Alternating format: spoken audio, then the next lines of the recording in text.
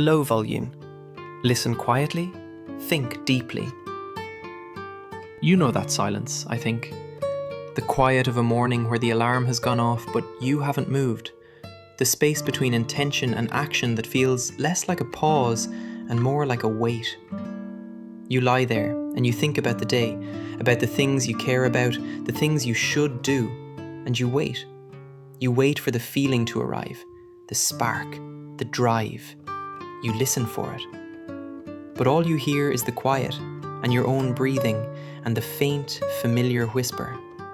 Not today.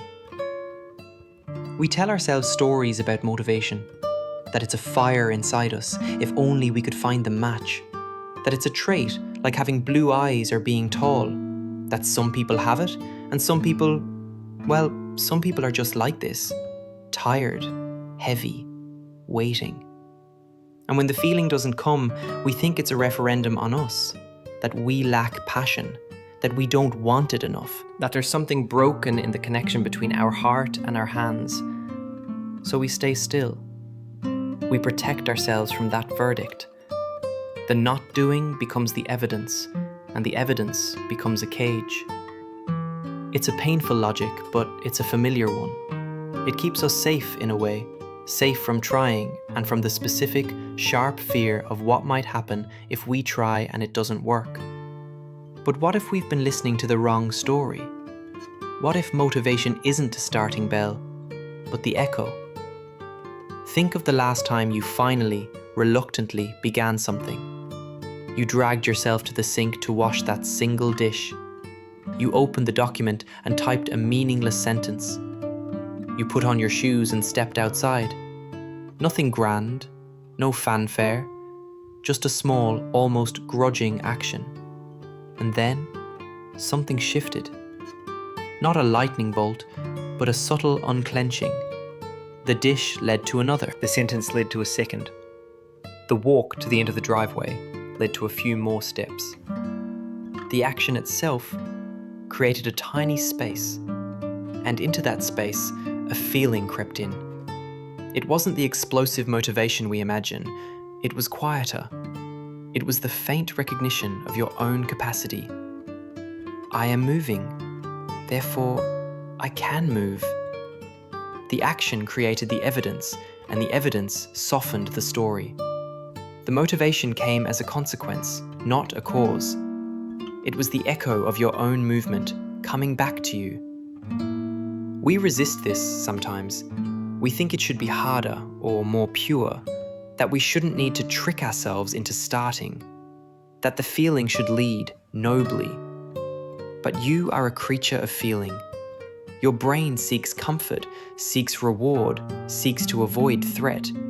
This isn't a flaw, it's your ancient machinery, and you can speak its language. You can turn the mundane into a small game. I'll just work for 5 minutes with my favorite coffee. You can offer your own heart a kindness for effort, not just for outcome.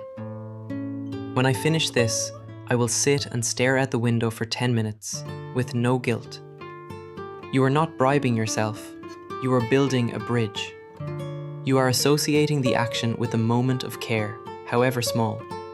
You are teaching your own nervous system that the action is not a threat, but a possible pathway to something good, even if that good is simply a moment of peace afterwards.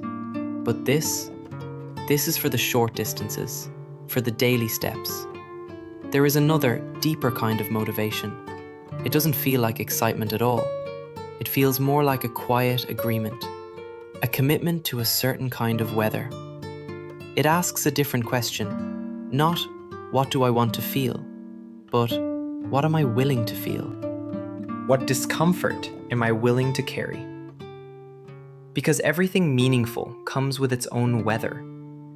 Creating something comes with the weather of uncertainty, of exposed drafts. Caring for someone comes with the weather of worry, of vulnerability. Changing a habit comes with the weather of friction, of feeling unfamiliar to yourself. The motivation isn't in the shiny vision of the end result. It's embedded in the willingness to stand in that particular rain, to feel that particular chill. You don't have to love the struggle. You just have to choose it. To say, this difficulty is part of the landscape of what I value. The motivation becomes the dignity of that choice. It's the steadying breath you take in the middle of the weather you chose. It's durable because it's not based on a fleeting feeling, but on a slow, stubborn alignment. And then there's the stillness that isn't rest, the procrastination. We call it laziness, a failure of will. But often, it's something more tender. It's protection. Sometimes we don't avoid the task. We avoid what the task says about us. If I try to write and it's bad, what does that say about me as a thoughtful person? If I try to connect and I'm rejected, what does that say about me as someone lovable?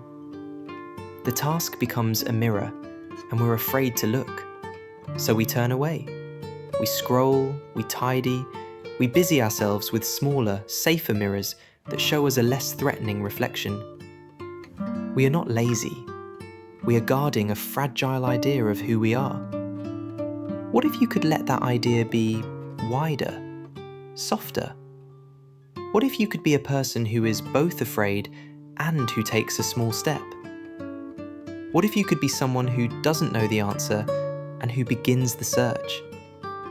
You are not a statue carved from a single stone. You are a room. And there is space in this room for the part that is tired, and the part that is curious, and the part that is afraid, and the part that, despite everything, is still willing to try. Procrastination loosens its grip when the room is big enough for all of you to exist at once. So this is where we are, sitting in the quiet. The morning is still here. The day is still ahead. You don't need to find a hidden well of passion. You don't need to transform into a different person. You just need to acknowledge the weight, and then, perhaps, make one small agreement with the moment in front of you. An agreement so small it feels almost meaningless. To move one object, to write one word, to take one breath with the intention of beginning. Let the action be the first faint note. Then listen. Listen for the echo that comes back. It might sound like the softest whisper of, okay. It might sound like your own heartbeat, steady, already doing its work without any command. The motivation isn't out there, waiting to be found. It's in here, waiting to be heard. In the space you create when you stop waiting and simply do the next, tiny, obvious thing. And I will be here, sitting beside you in the quiet, listening for that echo too.